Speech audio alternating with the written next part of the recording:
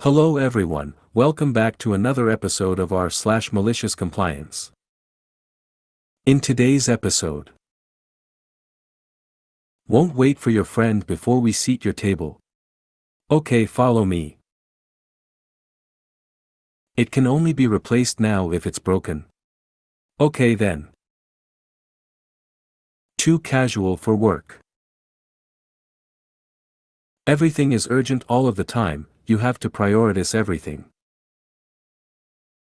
Before we get started, make sure to subscribe so you will never miss a video. So let's get started. Won't wait for your friend before we seat your table. Okay, follow me. Hi everyone. This happened yesterday and it's the first thing that I've experienced that might come close to the other posts here. Here goes. I work for a chain restaurant as a hostess. There's about 150 to 200 locations across the country. It's a southern-style restaurant and we line dance. That's just for reference. Considering this is not a small chain, we have corporate policies that all locations have to abide by. One of those policies is that we cannot seat an incomplete party. If you put your party in for 4 people, we have to be able to count all members of your party before we take you to your table. This allows for all members to be able to order their food at the same time and have faster table turnout.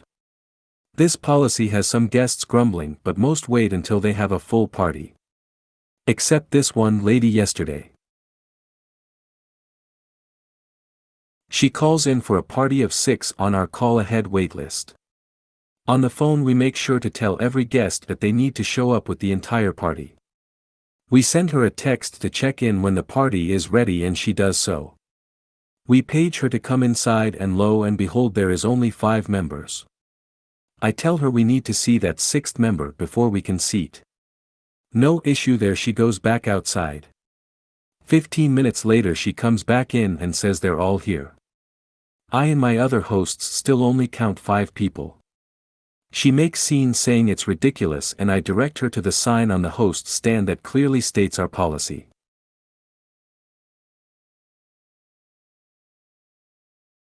She said her 6th guest could be up to an hour late. I tell her no matter how late someone may be we have to stick to our policies. I said it more professionally but you get the gist. She looks to her husband, presumably, and turns back to me and says, "He's not coming anymore, can we be sat now?" Here's the malicious compliance. Most people know tables come in the ability to seat in even numbers, 2, 4.6, 8, 10, etc.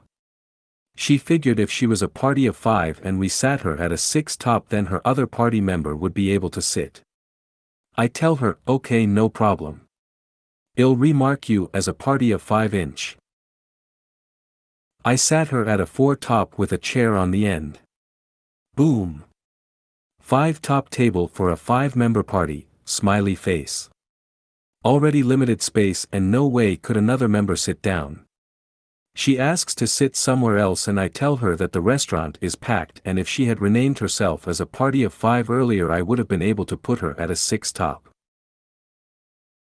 6 guy comes along almost an 1.5 later, tried to pull up a chair and my manager told them that more than one chair at the end of a 4 top creates a fire hazard. Sorry, corporate policies. Not sure if this is considered malicious compliance. I'm still getting a hang of this subreddit but thought I'd share a petty moment working as an underpaid college student in a busy chain restaurant. TDLR, lady doesn't want to accept our corporate policies for seating guest, I oblige her request. Edit, wow, thanks for the upvotes. Here's a little more info as if it matters, but this lady was making a really huge scene when we said we couldn't seat her. Whether you hate the policy or not, I'm not about to risk my job over one guest who wanted her way and she wanted it now. My 2 weeks are in anyhow because of all the drama that happens sometimes, but I figured I'd share, smiley face. Edit 2, our call-ahead waitlist doesn't reserve you a table, it just gives you the opportunity to get the table you want first. If you're not there with your full party, your name gets moved down so the next party can be sad until you're ready. It can only be replaced now if it's broken. Okay then. This happened in the 80s in the military. I was a buck sergeant in charge of my unit's communications needs.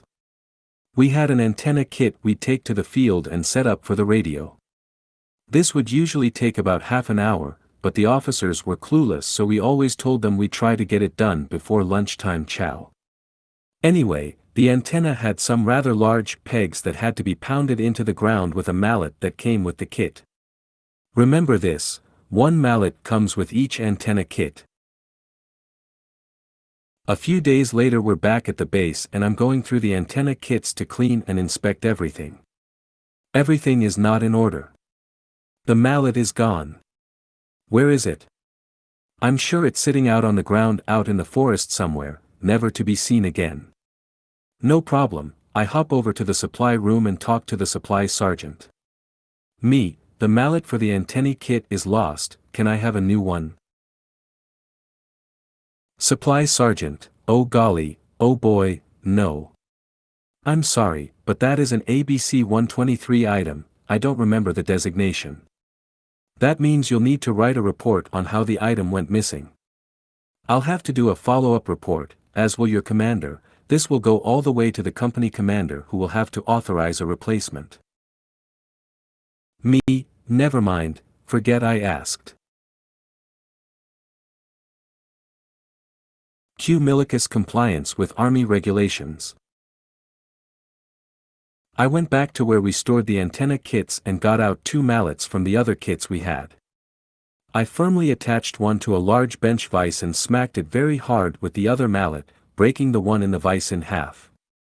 I took 1/2 of the mallet to the supply sergeant.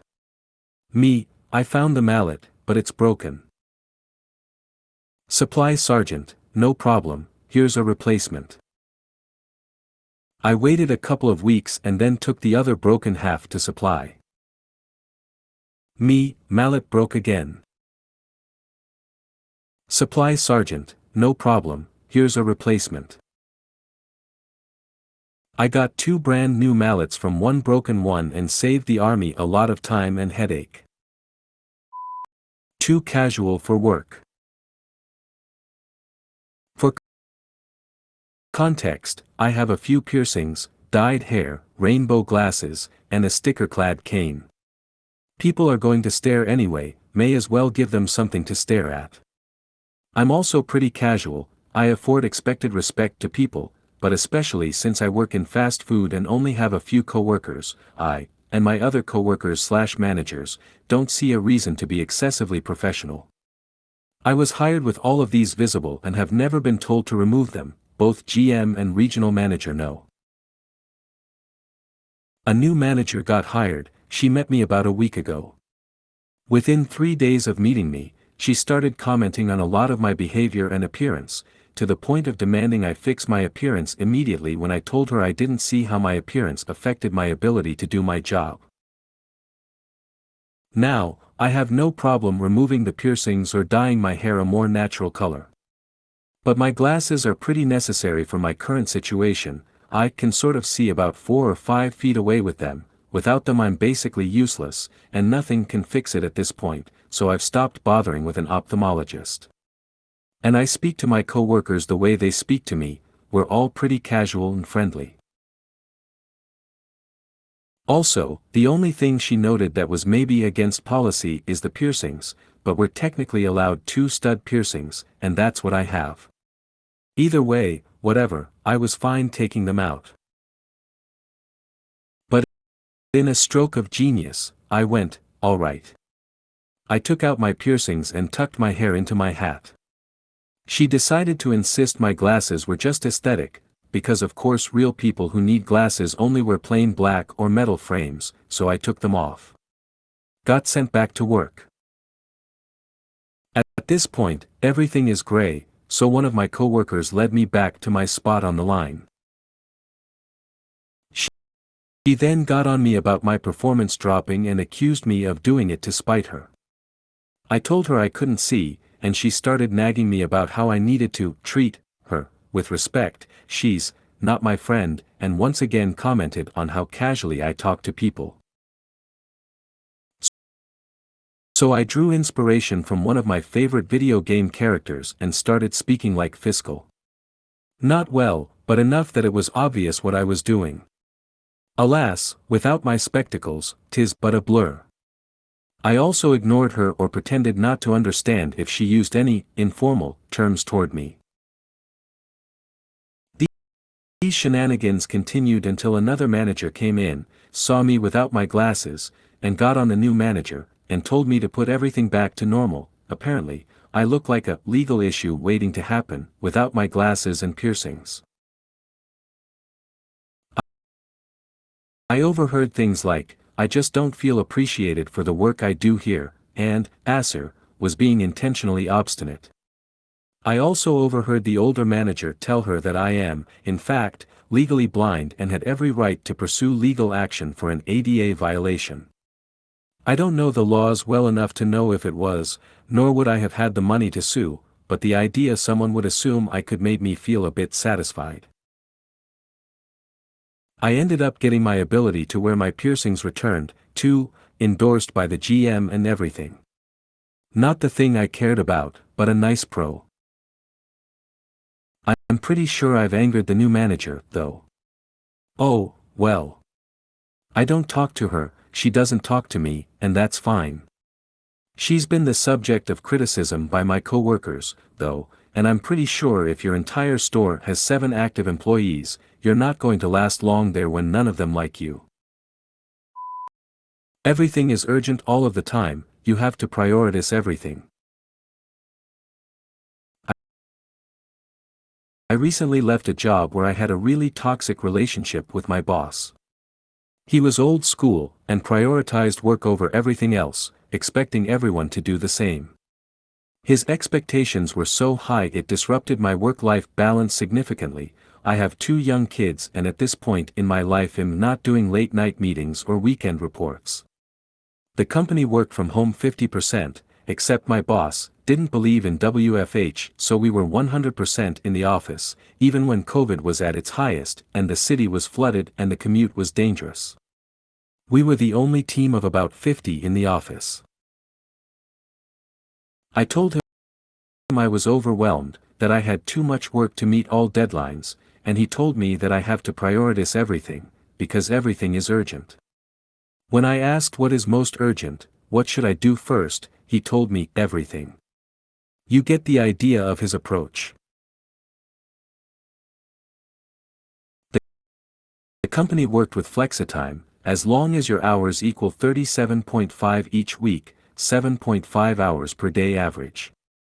It's all good to work anytime between 7 a.m. and 7 p.m., I could do a 10-hour day, then a 5-hour day, as long as it balanced out. My boss however demanded those hours be worked between 9 a.m. and 5 p.m., and if on any day I was to work 15 minutes over that 7.25 hours then he wanted to be told what I was using that time for and to have his approval first. I used to start work at 7 a.m., hit the gym in the morning around 9:30 a.m. for 45 minutes. When I joined his team he didn't like this. He set up a meeting with me every morning at 9:30 a.m., which he mostly didn't show up to, but certainly put an end to my morning sessions. I told him I found it detrimental to my mental health. He told me I needed to find another time. The reason I went in this time is that I have 2 young kids and my wife works shifts. My boss, meanwhile, has fantastic work-life balance, would often start at 9:30 to 10 a.m., and finish early, or randomly decide to work from home. He then asked that I send him multiple emails, throughout the day, every day, telling him what I'm working on and seeking his approval for stuff that has never required approval previously. I obliged. I sent him 5 emails a day, every day, waffling on about what I was doing. I'd also ask questions in those emails, forcing him to read and respond to them all. After a while I start to make the questions more subtle, not pointing them, but sneaking them into the body of the text.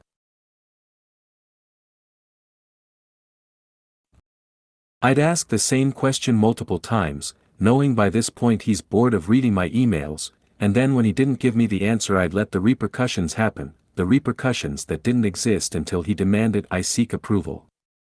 These repercussions were usually raised by my boss's boss. I knew they were happening, but I let it happen. I'd then respond to the group emails where my boss would blame me, and include the emails I sent him seeking approval as he'd requested. This became a fairly frequent occurrence since I was sending 25 or more emails a day, which seriously was a huge chore on top of my high pressure, about $200 million of contracts annually, role. I had a really good reputation in the office for my work. Everyone seemed to respect me but him. His manner with people wasn't always appreciated. He would set arbitrary deadlines, and then half them for seemingly no reason. When I refused to enact those, I often had to hand those deadlines on, citing anti-bullying policy. He'd tell me to just get it done. I understand that I wasn't the best, most obedient employee, but he made me this way with his micromanagement. Eventually, I found a new role elsewhere.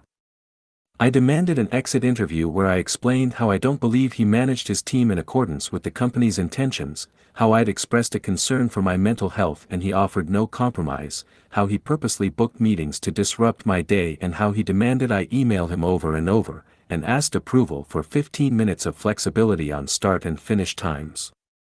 The lady from HR had recently encountered my boss, and it wasn't pleasant. He was abusive to her and she already had his crosshairs on him.